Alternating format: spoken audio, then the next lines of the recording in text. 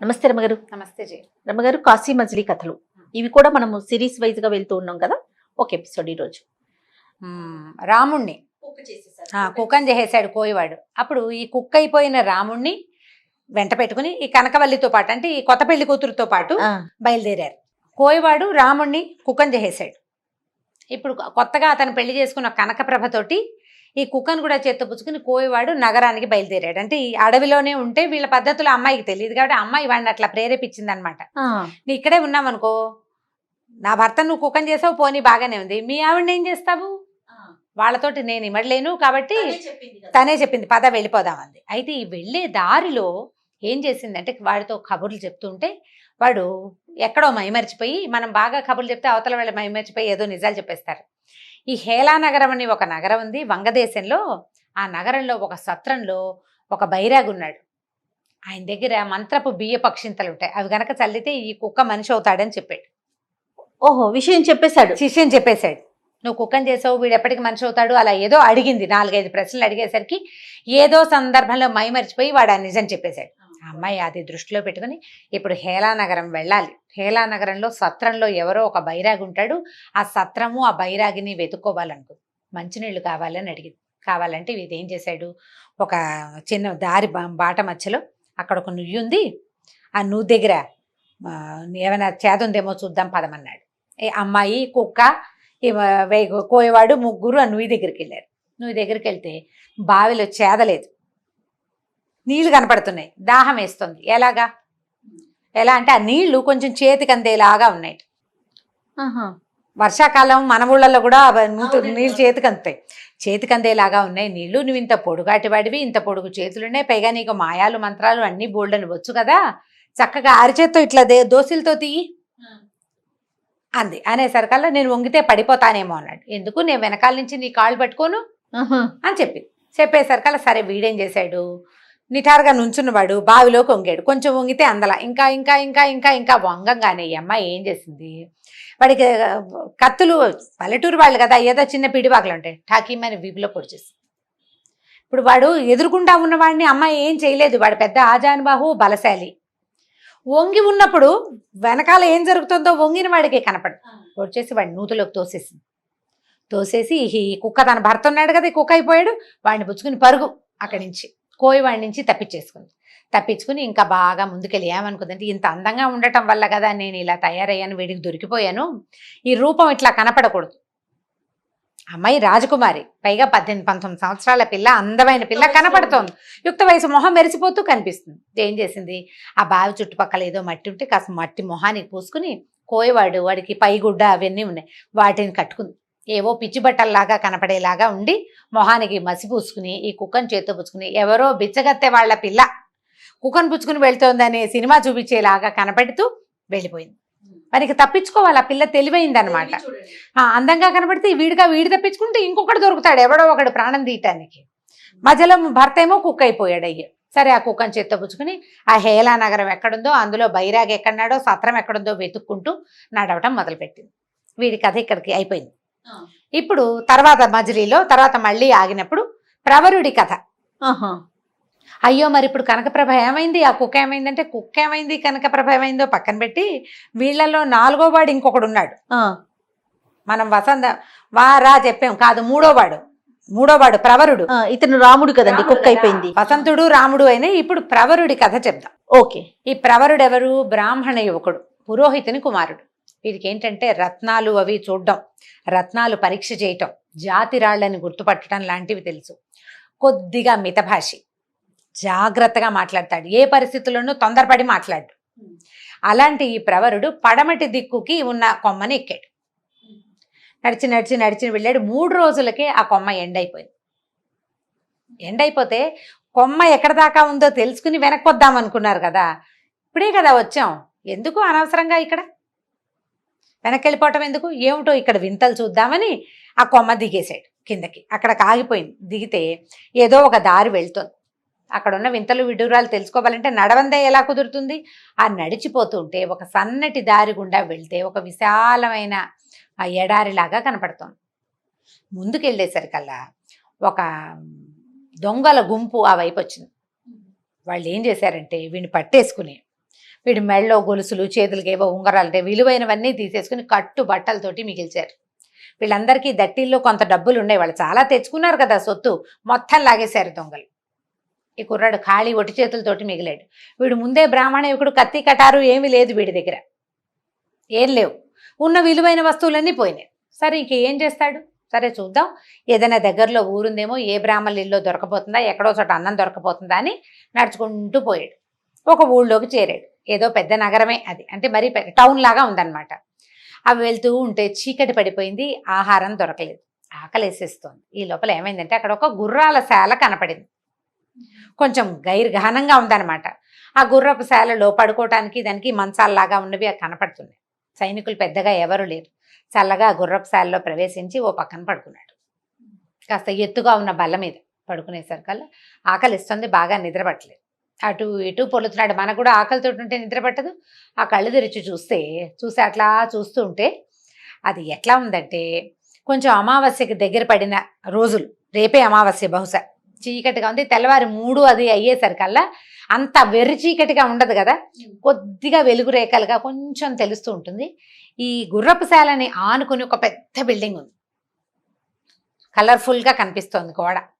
ఇతను ఏ అంతఃపురమో అయ్యి ఉంటుందని భావించాడు. దాని మీద నుంచి సడన్గా ఒక ఇనప గొలుసు టంగమని బయట, రాత్రిపూట టంగ్ టింగ్ అంటే వినపడుతుంది మనకి, మెలకుగా ఉన్నవాడికి ముందే వినిపిస్తుంది. ఏదో గొలుసల్లే పడింది, ఇనప కొక్కెం మోగిన శబ్దం వస్తోంది. ఏమిటా అని చూస్తే ఆ ఇనప గొలుసు గుచ్చుకుని ఒక అమ్మాయి కిందకి దిగి వచ్చింది. ఒక 16-18 ఏళ్ళు ఉంటాయి, చక్కగా నైస్గా ఉన్న ఆడపిల్ల దిగి రావడం అతను చూస్తూనే ఉన్నాడు. చక నడుచుకుంటూ వచ్చేసింది. పదా అని వీడిని లేపింది. ఏమిటి నన్ను లేపుతోంది, ఎవర్రా ఇది, దానికి అర్థం కాలేదు. ఆ అమ్మాయి ఏం చేసింది, వీడిని పద అని ఆ పక్క నుంచి 2 గుర్రాలను చేత్తో పుచ్చుకొచ్చింది. ఓ గుర్రం దానికి గబగబా ఎక్కువ వెళ్దాం అంది. ఎక్కమంటోందని తెలిసింది కదా, ఎక్కేసాడు. చూద్దాం ఏమవుతుందో అని. ఇద్దరు కలిసి స్వారీ చేసుకుంటూ పోయాడు. ఆ అమ్మాయి ఎటు వెళ్తే అటు వెళ్ళిపోయాడు. ఆ అమ్మాయి వెనకాల పడి వెళ్ళగా ఆ మధ్యలో అమ్మాయి అడిగింది, నిన్న రాత్రి ఎవరో ఒక ఆవిడ ఒక గణికి వచ్చిందిట, చాలా గొప్పగా సంగీతం నేర్చుకుంది, ఆ సంగీత విద్యను పరీక్షించమని మా నాన్న నన్ను పిలిచాడు, తలనొప్పని తప్పించుకున్నాను, నీకు కూడా వచ్చిందా ఏమిటి ఈ సమస్య అని అడిగింది. అన్నాడు.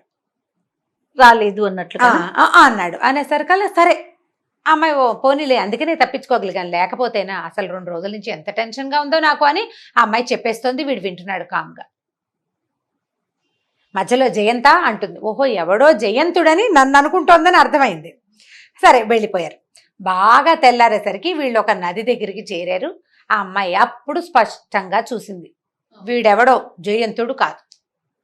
నిర్ఘాంతపోయింది, ఏం చెయ్యాలో తెలియలే. ఊరి నుంచి బాగా దూరం వచ్చేసారు. ఓ నది వచ్చింది, గుర్రాలు దిగారు. అమ్మాయి బిక్కమొహం వేసింది, ఏం మాట్లాడాలో తెలియటం లేదు. ఈ అబ్బాయి ముందే మితభాషి, వాడు పరిస్థితిని ఆకలింపు చేసుకుంటే కానీ మాట్లాడు, ఏమీ అడగటం లేదు. ఒకళ్ళ మొహాలు ఒకళ్ళు చూసుకుంటూ నుంచున్నారు. ఇంతలో కొన్ని పడవలు బయలుదేరినా రండి అని పిలుస్తుంటే ఇతను ఎవరో పిలుస్తున్నారు కదా, ఒక్కడికి మనం ఊరికే పిలిస్తే అంటాం చూడు, ఎవరన్నా మన్నే పిలుస్తున్నారు, 2 అడుగులు పడవ వైపు వేశాడు. వీడు వెళ్ళిపోతున్నాడు అనుకుని ఆ అమ్మాయి కూడా వాడితో పాటు వచ్చేసింది. ఈ అమ్మాయి ప్రవరుడు ఇద్దరు వెళ్ళి పడవెక్కేశారు. ఆ పడవెక్కుతుంటే వీళ్ళ వెనకాల నుంచి ఒక ముసలి బ్రాహ్మణ ఒక ఆవిడ వచ్చింది. అమ్మ నాకెవ్వరూ లేరు, మీతో పాటు ఉంటా. వీళ్ళు ఏమనుకుంది, ఇద్దరు అమ్మాయి అబ్బాయి యుక్త వయసులో ఉన్న వాళ్ళు కనిపిస్తే సాధారణంగా భార్యాభర్తలు అనుకుంటారు. పైగా వాళ్ళిద్దరూ కలిసి గుర్రాలు దిగారు, కలిసి ఓవైపుకే వెళ్తున్నారు, జంట జోడని భావిస్తారు కదా. మీతో పాటు ఉంటాను నాయనా, అన్నం వండి పెడతాను, నన్ను మీతో ఉంచుకోండి అంది. ఇతను నిశ్శబ్దంగా అమ్మాయి వైపు చూస్తున్నాడు, ఏమంటావని. ఎందుకంటే వీడేమో పురోహితుడు కుమారుడు, ఎస్ ఉండు నేను నీకు అన్నం పెడతా అనగలిగే శక్తియుక్తులు ఉన్నవాడు కాదు. కానీ ఈ పిల్ల ఉంది కదా, ఇది ఎవరో గట్టిదే, ఎక్కడి నుంచో పైనుంచి దిగింది, గుర్రం వేసుకొచ్చేసింది. పైగా పడుకున్నవాడు ఎవడో తెలియకుండా వాడిని తీసుకొచ్చేసింది. అంటే కొంచెం పర్వాలేదనమాట.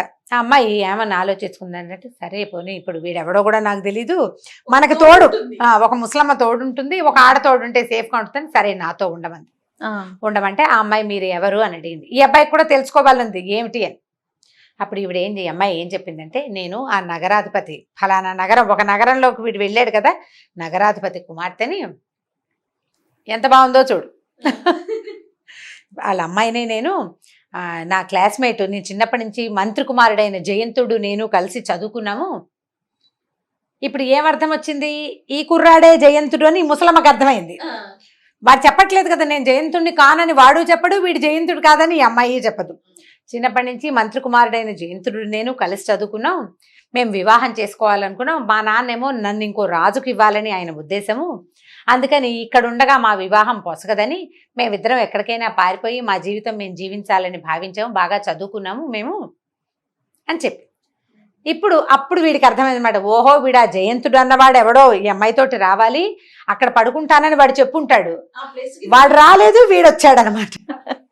అసలు వాడు రాలా, వీడు వెళ్ళాడు, వీడే వాడు అనుకుంది. అక్కడ ఇంకోటి ఎవడు ఉంటాడు, అందుకని పుచ్చుకొని బయలుదేరేసింది.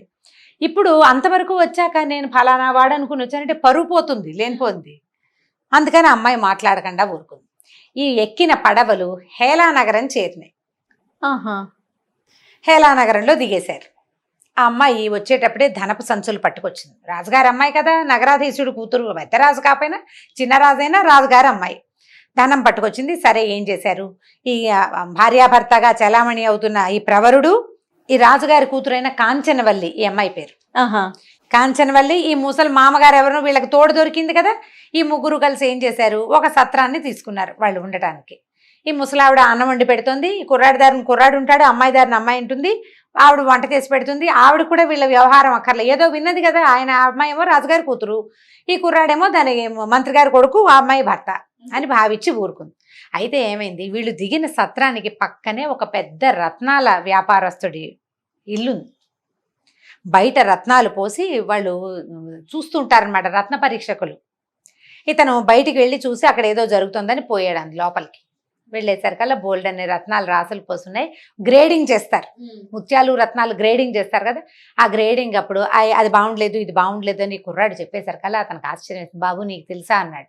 నాకు తెలుసు, నేను రత్న పరీక్ష నేర్చుకున్నానని చెప్పేసరికల్లా ఆ అబ్బాయి రత్నాల వ్యాపారస్తుడు అన్నాడు, నువ్వు ఏదో ఊరి నుంచి వచ్చావు, నీకు కూడా ఉద్యోగం కావాలి కదా, నా దగ్గర ఉద్యోగం చెయ్యి.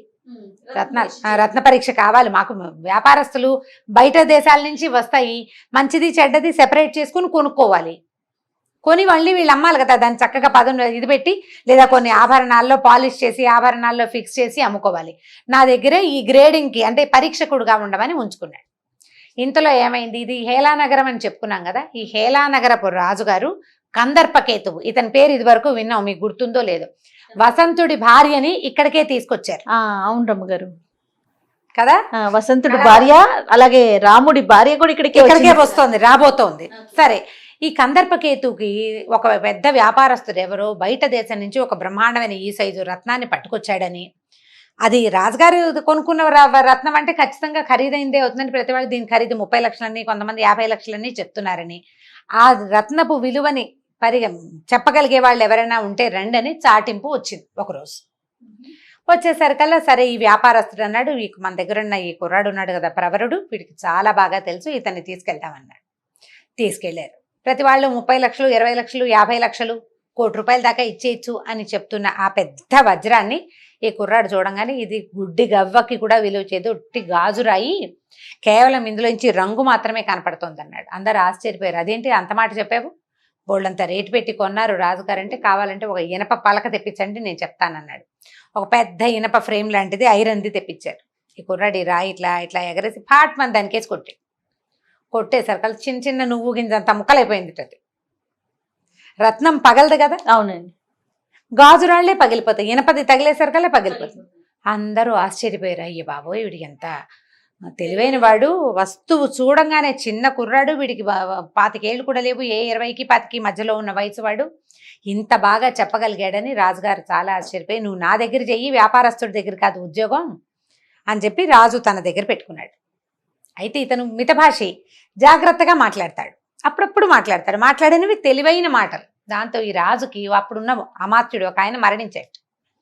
మరణిస్తే రాజుగారు అన్నారు, నువ్వు అమాత్యుడిగా పనిచేయి, నాకు రత్నాల పరీక్ష ఎలాగూ చేస్తావు, అమాత్యుడిగా కూడా పనిచేయమని తన దగ్గర మంత్రిగా నియమించుకున్నాడు ప్రవరుణ్ణి. అంతవరకు సత్రంలో ఉంటున్నటువంటి ప్రవరుడి కుటుంబం అంటే కుటుంబంగా చలామణి అవుతున్నటువంటి ఈ అమ్మాయి, రాజుగారి అమ్మాయి ఉంది కదా, ఆ పనిచేసే ముసలిమామ, వీళ్ళంతా కలిసి మంత్రి గారికి ఇచ్చిన బిల్డింగ్లోకి మారిపోయారు. కలిసి ఉండటం మొదలుపెట్టారు, ఒకటే చోట ఉన్నారు. అయితే ఈ కందర్పకేతు ఏం చెప్పాడంటే, నీకు ఒక రహస్యం చెప్పాలోయ్, చాలా కాలం క్రితం నేను ఒక అత్యద్భుతమైన అందగత్తెని సమీప ద్వీపం నుంచి తెప్పించాను. ఆ అమ్మాయి నాతోటి కలవటం లేదంటే పెళ్లి చేసుకుందామని అడిగాను, ఇంకా ఒప్పుకోలేదు. నువ్వు బాగా మాట్లాడతావు కదా, ఒకసారి వెళ్ళి ఆ అమ్మాయితో మాట్లాడి ఆ అమ్మాయిని లైన్ చేయమని చెప్పాడు. ఒప్పించమన్నాడు. ఒప్పించమనేసరికల్లా ఇతను వెళ్ళేసరికల్లా ఆ అమ్మాయిని చూస్తే అపరూపమైన సౌందర్యవతి, పైగా వివాహితగా తెలుస్తోంది. ఈ రాజుకి ఏం పని లేదు, ఎవరి పెళ్ళానో తీసుకొచ్చి ఇట్లా చేస్తున్నాడని, అమ్మాయి ఎవరు మీరు, ఎక్కడ వాళ్ళు, ఈ రాజు సరైన వాడు కాదని నాకు అర్థమైంది మిమ్మల్ని చూశాక అని అడిగేసరికల్లా ఆ అమ్మాయి కాస్త ఏడ్చి సోకాలు పెట్టి కథ అంతా చెప్పింది. తన కథ అంతా చెప్పింది. వసంతుడని ఒక రాజకుమారుడు నన్ను వివాహం చేసుకున్నాడు, అతను తన స్నేహితులతో వచ్చాడు, ఒక మర్రి చెట్టు ఎక్కి మా ఊళ్ళోకి వచ్చాడు. చెప్పేసరికల్ ఇతను తెలబోయాడు. అయ్యో వసంతుడు మా రాజకుమారుడే, మేమే కలిసి వచ్చాం, మేము 5గురిలో నేను 3వ వాడిని. అమ్మ నువ్వు కంగారు పడకు, నా స్నేహితుడు వచ్చేందుకు మార్గాన్ని నేను కనిపెడతా, నువ్వు ధైర్యంగా ఉండు, నీ సోదరుడితో ఉన్నానని భావించు, నీ అన్నదమ్ముడే ఇక్కడ ఉన్నాడని భావించు, నువ్వేం భయపడద్దన్నాడు. ఏం చేశాడు, ఒక చిత్రకారుని పిలిచి అరే నా బొమ్మ ఇరా అని వేయించుకున్నాడు.